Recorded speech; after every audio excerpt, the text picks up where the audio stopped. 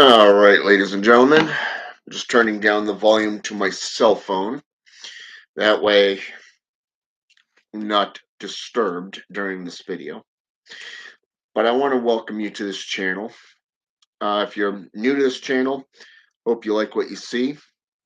Outside of that, for those of you who are repeat returners, I'm grateful. And I'm your host, your favorite warlock, necromancer, and practicing black magician. And so today I want to break things down to you within three categories. The first is alchemy, second is herbalism, and the third is conjuration of spirits.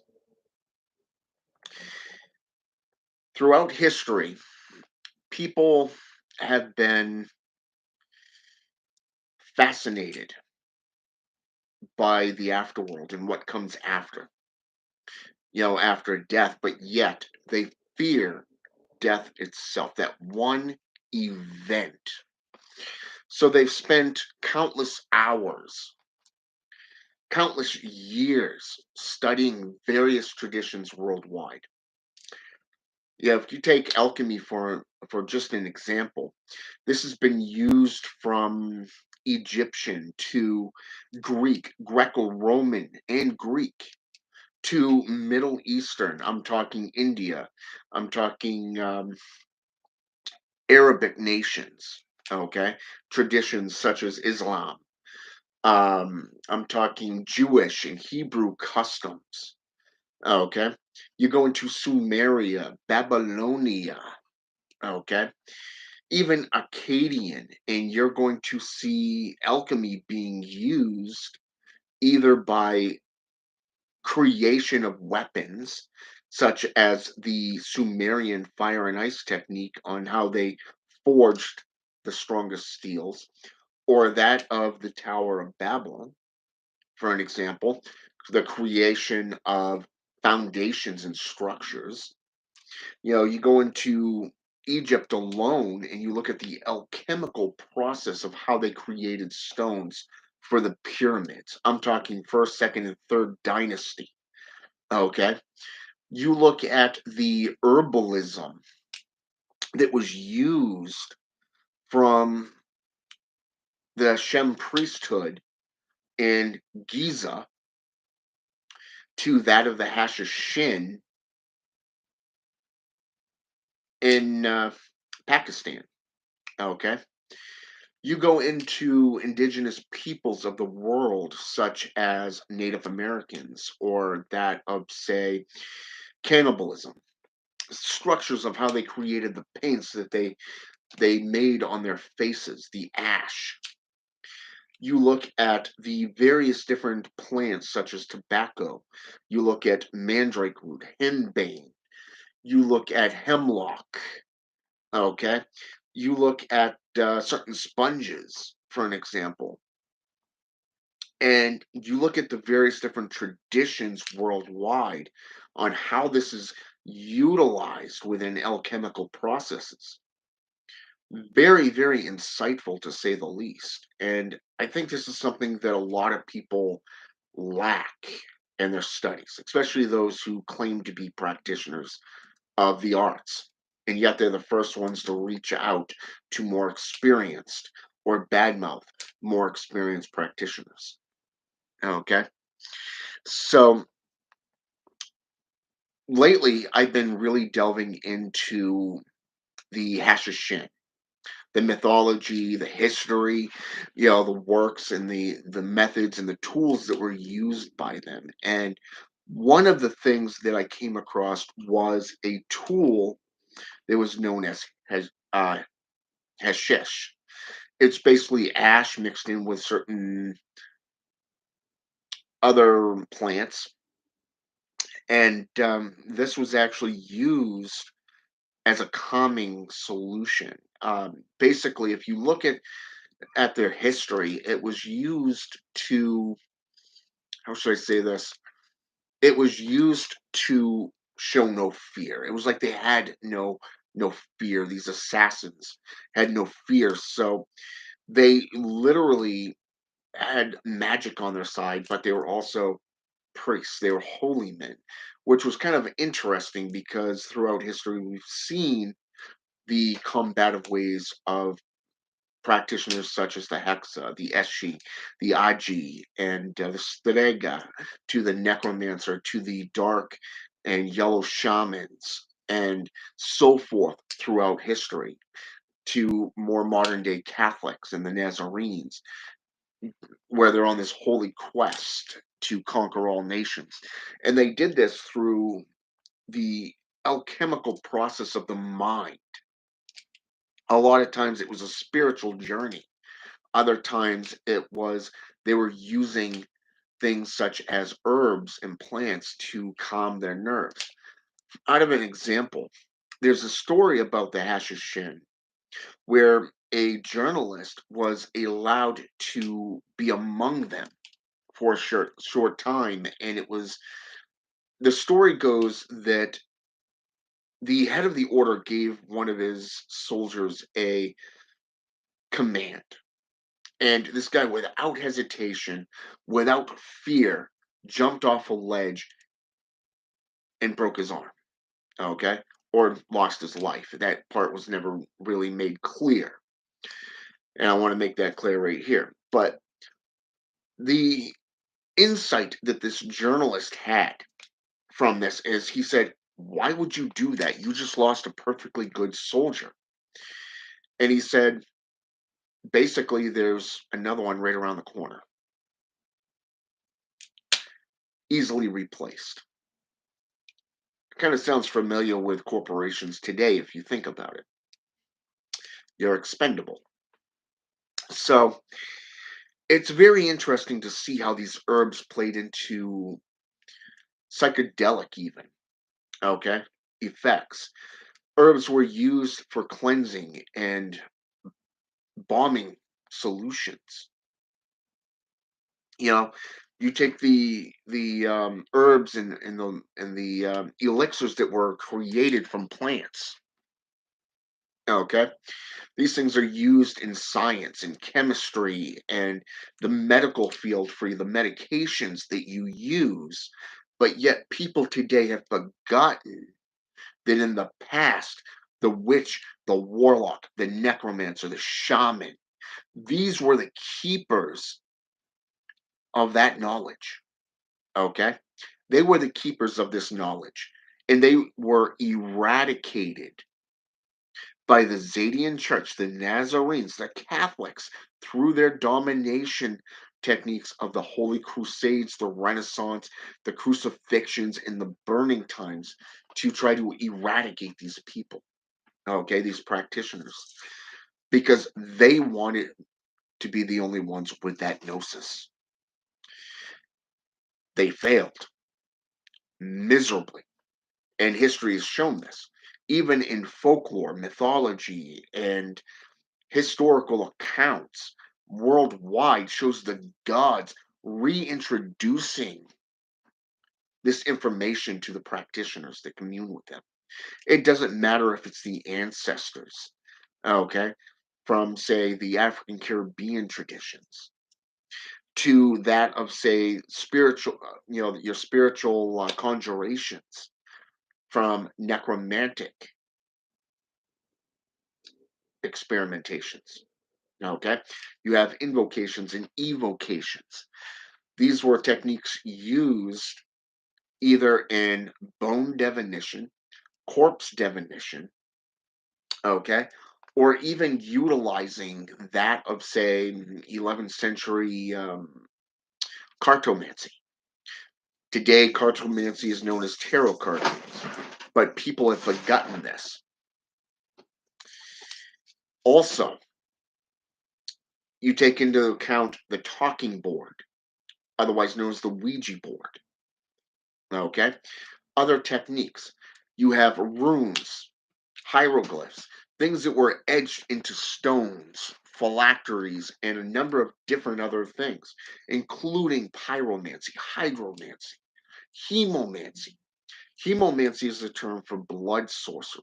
bloodletting. Okay. Blood is perhaps one of the most powerful tools that a practitioner has in their arsenal. Okay. You can hate someone so much that you can curse them into damnation. And not just them.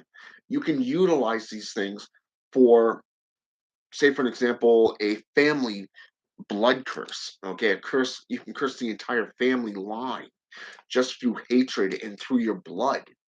Okay. Herbs have been used for hallucinations. A lot of people today that get into occultism, for an example, utilize hallucinatory things like mushrooms and shrooms. Okay. But in the old days, they did hashish. You know, it was a compound mixed with poisons, but also ash. There, I've come across at least four combinations on how to make this one powder. And the alchemical process and the solidifying of the components literally brings it into a solid based material that you can use. And in some cases, it's ingested. Okay.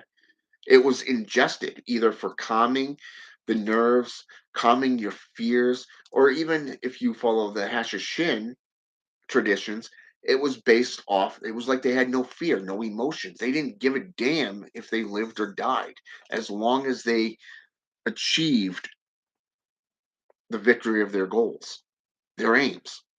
Okay. And they were actually a group that was credited with over 300 assassinations. 300. And that was just in 200 years. Okay. Imagine that, 200 years with over 300 assassinations. And these were um, credited to this organization. Okay. Later on, it was associated with healing and the medicinal herbs that were used for lessening pain, joint revitalization. Okay. To utilizing them as poisons for assassinations of political power struggles and the courts of kings. Okay. Even today, we use herbs both in necromancy, witchcraft, shamanism. The African Caribbean traditions are full of this stuff. If you go into African voodoo, they literally drink urine. They smear feces on their face because it's the traditions of it give them that initiational rite of passage, okay, into the priest or priestess position of the Hungan and Mambo titles, okay. If you go into, say, for an example, let's go into Brugeria, okay. Brugeria herbalism plays a huge part. I mean, we're talking elixirs made from toad venom, okay, or frog venom, like the tree frog of the Amazons, or that of, say, the venom of scorpions, scorpion oil, the frog oil. Yeah, I mean, there's so many different types of oils that you can create that are spectacular. And I've been researching a lot of the African Caribbean traditions over the last 3 years. Okay. And this is literally since I got into the necromantic path workings about 4 years ago, I've been studying the history, the mythology, the methods, and the tools that were used. And I've learned a lot over the last 4 years. And just this one type of practice alone. Every tradition has their own method, their own tools.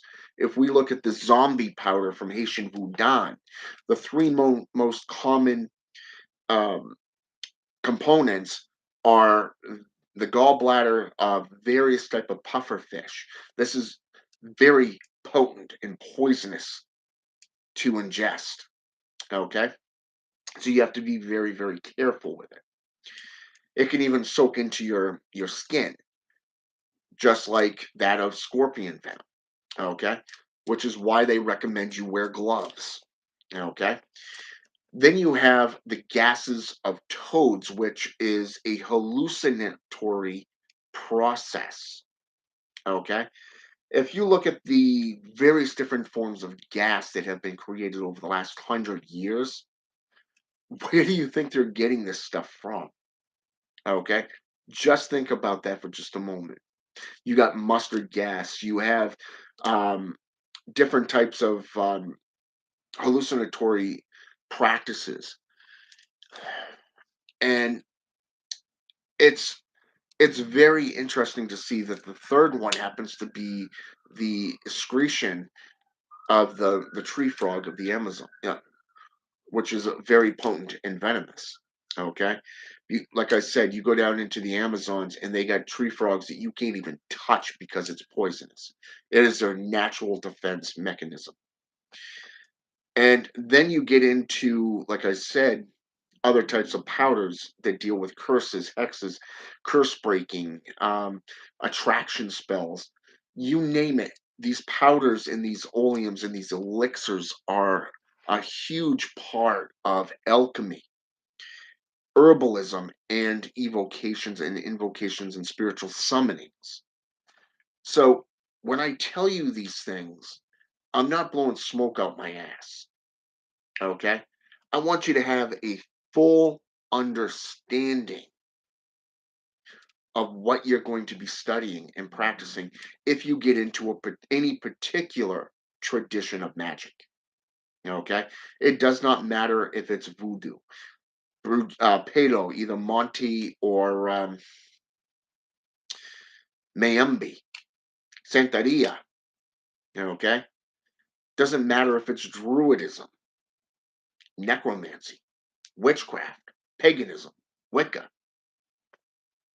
It doesn't matter if it's the black magic traditions of the left-hand path, such as Satanism, demonolatry, even, or demonolators, as such as S. Connolly, for an example, or that of, say, the white light practitioners of the. Everything is ceremonial. Everything is done from a ritualized perspective. Okay. Unfortunately, sometimes, like the JCI, the Judo Christian institutions, have stolen most of their materials from other older traditions, and yet people believe them to be right. They're just the first to actually master the art of manipulation and conning people into giving up their hard-earned cash. Okay, and I just happen to notice there's a huge light coming in from the side because the sun is actually to my left right now. So I'm trying to find a position here that will allow you to see me. There we go. That should do it. All right. There we go. It's dusk where I am, so it's kind of cool. You can tell where west is right now, right over there. Yeah, west, east, south, and north. All right. So there are traditions, and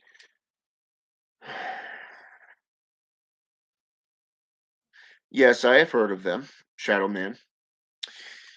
Appalachian magic is one of a very potent type of magic that's been around for about 300 years. Very interesting types of magic. Their processes and their traditions are, well, let's just say unique. They're very unique in that way.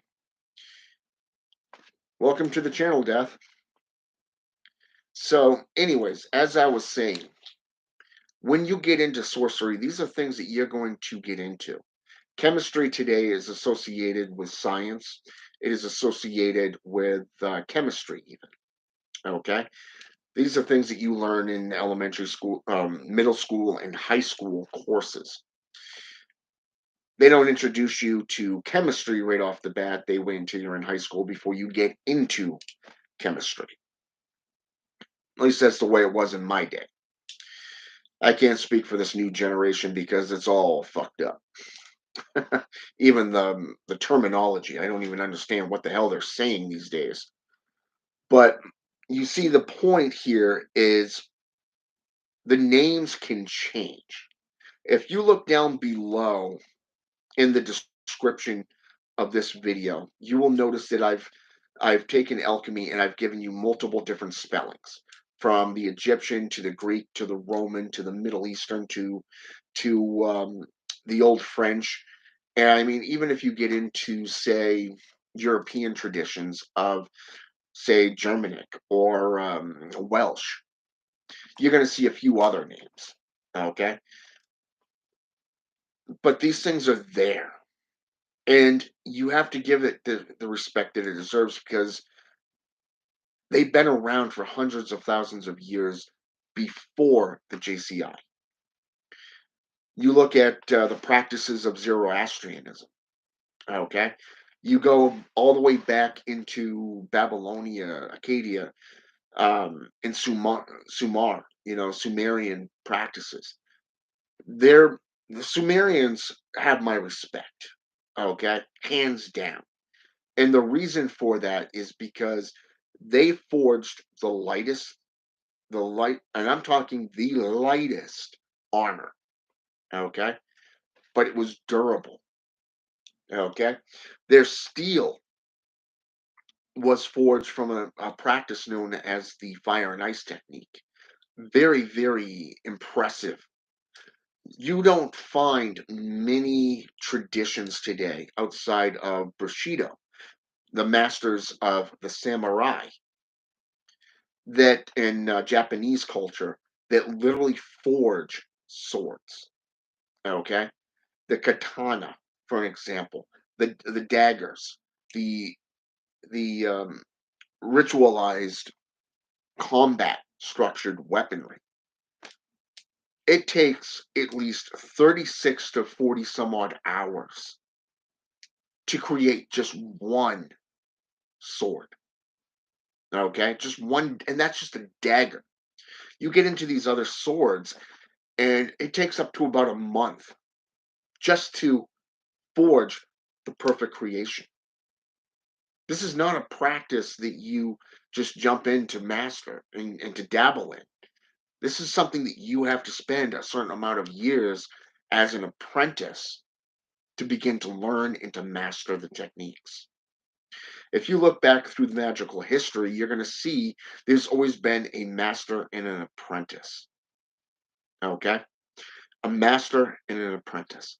This is something that has been around for years, hundreds of thousands of years. So today we have solitary witches. It's all cool.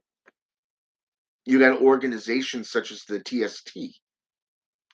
They're nothing more than reverse Christians. That's all. They're taking their cues from an organization known for stealing their works. You want to learn true sorcery? You want to learn the true art of practicing witchcraft, spiritual conjurations, what alchemy really is? Then you need to apply yourself to the old ways. Get away from this new age bullshit. It's watered down, corrupted. The best thing I ever did was moved away from Satanism. Do I consider myself still a Satanist? Yeah.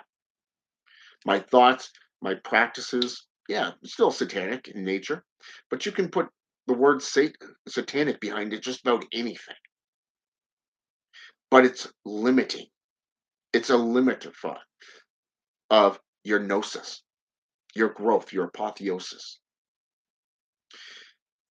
When you get into committed study and practice, you will find from various different traditions, different methodology behind their powders, their elixirs, their oleums, to their rituals and ceremonies. But you're going to find those commonalities as well. Learn from history or be doomed to repeat it. But as that other old proverb goes, you can lead a horse to water, but you can't make him drink. I hope this has been educational. Hope it's been enlightening. And I want to thank Ankh, Anunnaki Draconian, Shadowman, and Death for jumping on here with me. Much appreciated. For those of you who are new to the channel, welcome and thank you for joining in. And if you want to be notified, feel free to hit the notification button or the subscribe button. It's up to you. All right. If you have any questions, feel free to ask. All right. I will get back to you. May take a little bit of time. I do get a lot of messages throughout the day. And until next time, I'm out. Have a good day or good evening, wherever you are in the world.